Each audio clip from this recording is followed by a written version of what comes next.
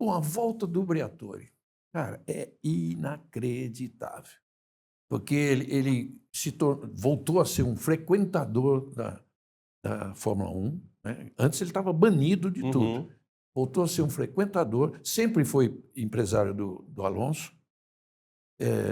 Não sei se ele tem outros hoje, mas ficou cuidando lá da vida dele, que é um cara milionário, e de repente ele entra na Renault já como, assim, vamos dizer, um consultor master tipo Helmut Marko na Red Bull, e agora vira chefe de equipe.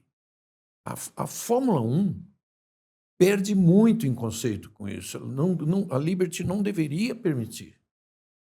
Mas está aí, o mundo passa, e as coisas estão aí de volta. Tomara que não seja da mesma forma, mas pelo jeito já vi que é, né?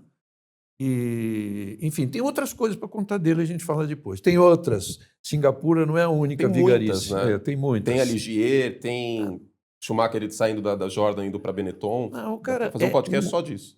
o cara é um absurdo. Ele é um... Não vou dizer mafioso, porque ele é, vamos dizer, é um bandido por si próprio, né? Não tem ligação nenhuma com grupos. Aquilo aconteceu, eu estava lá, na época, nem pensei nisso, de jeito nenhum, não passou pela minha cabeça, passou pela cabeça de algumas pessoas que eu vinha saber depois. Por exemplo, o Felipe Massa. Eu vim saber depois, por outras pessoas que tinham dito o seguinte: aquilo foi estranho. Ele ter parado por uma troca na volta timing. 12 e depois ter acontecido tudo aquilo em benefício dele. O plano foi diabólico, mas não era para necessariamente o Alonso vencer. Era uma tentativa, tinha uma boa chance. Mas para complementar o plano perfeito, ele venceu. Tanto que a Renault tinha condições de vencer, que ela venceu a corrida seguinte. Mas o Briatore estava naquela de... Para ele tudo vale, desde que ele mantenha o poder onde ele está fazendo, onde ele está trabalhando. E estava ameaçado o poder dele, estava ameaçado. A Renault não estava tão bem. A Renault não estava tão bem, não tinha vencido corrida nenhuma no ano.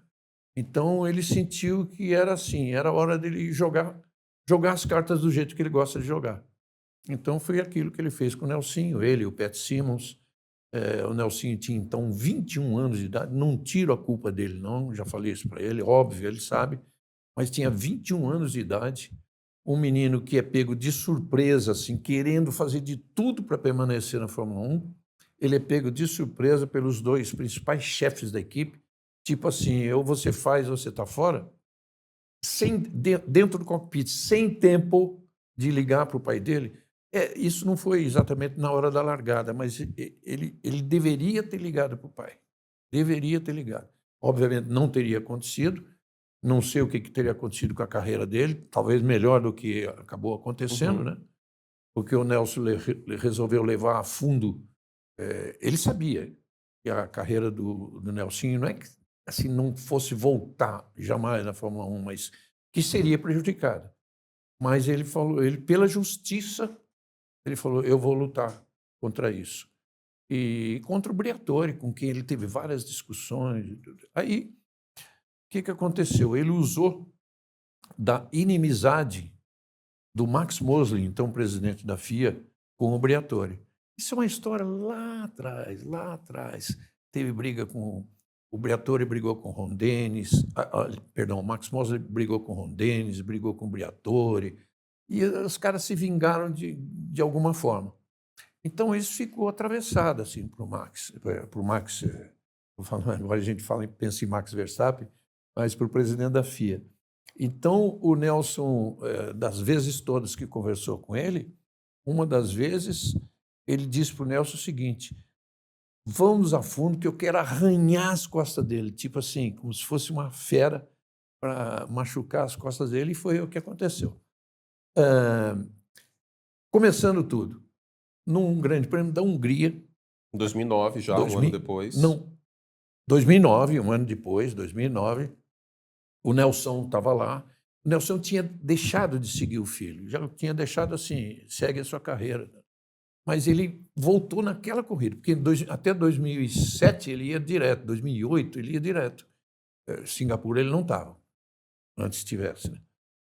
E ele tinha deixado de ir, mas naquela corrida ele foi.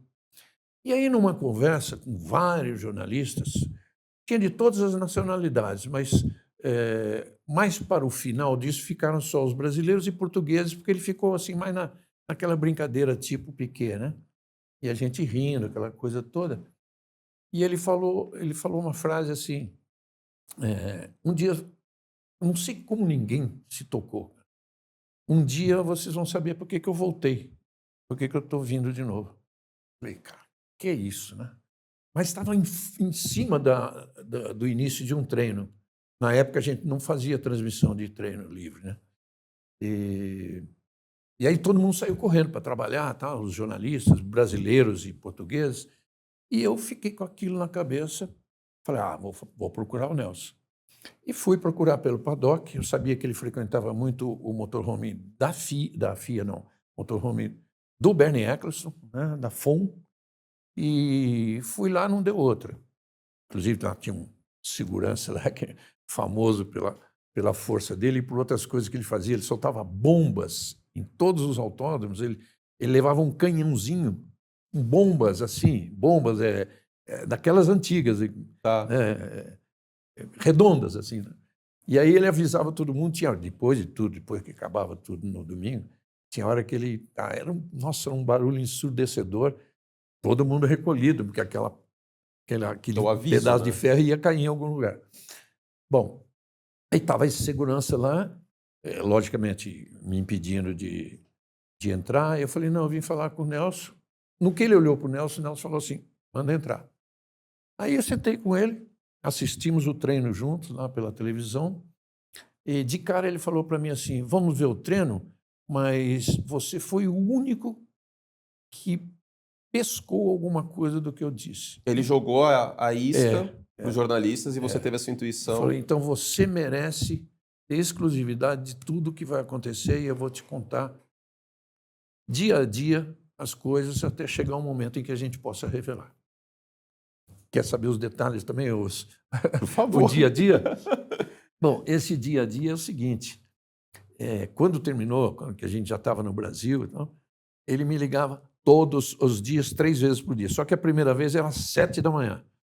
Ele acorda cedo, não é o meu caso, e 7 da manhã ele me acordava com um despertador. E me dava, olha, está assim, assim, assado, o passo seguinte foi esse, foi aquilo. E eu ia lá para a redação da Globo, redigia o negócio e botava no Jornal Nacional. Nisso, como que estava o Nelsinho na Renault? A Não. situação dele. Puxa, ele perdeu imediatamente o carro? Eu acho que sim, né? Porque foi nessa época, né? Sinceramente, eu não me lembro se ele perdeu imediatamente. Mas o gatilho para... O gatilho foi. Tá. O gatilho para o Nelson fazer foi.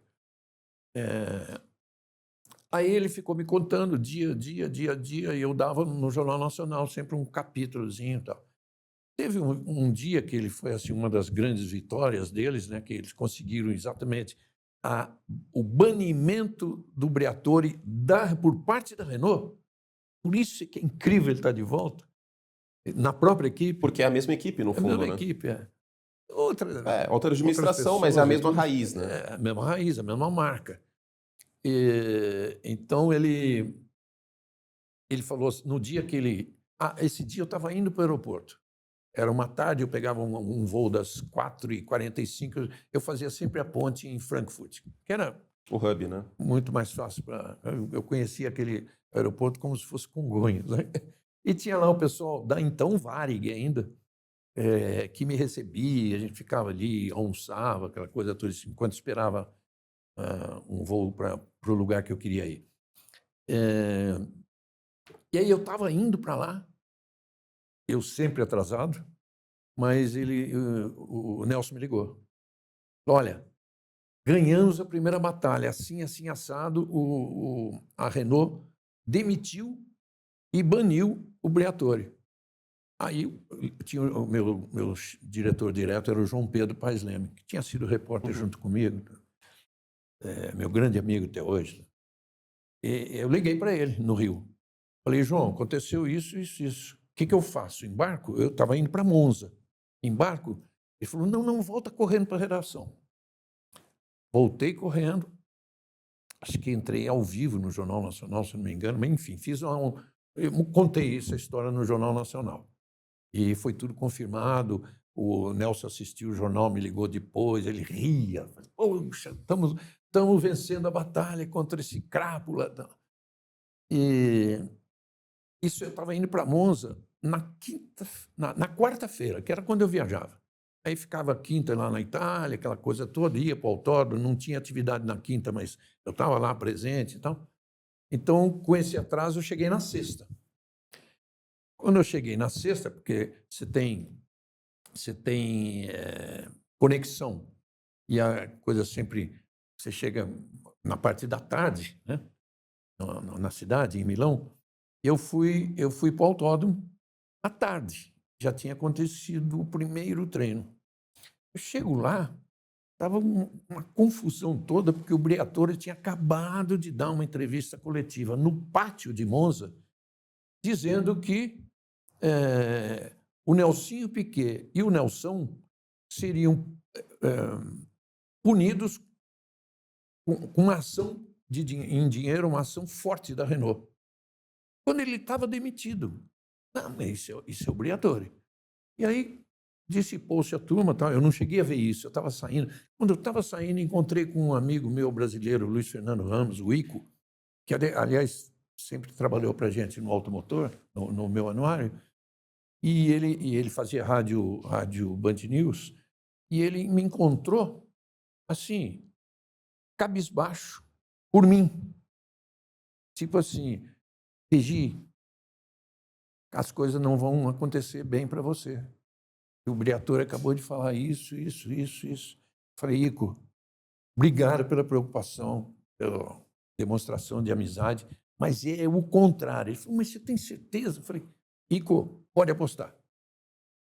No dia seguinte, a Renault demitia o Briatore.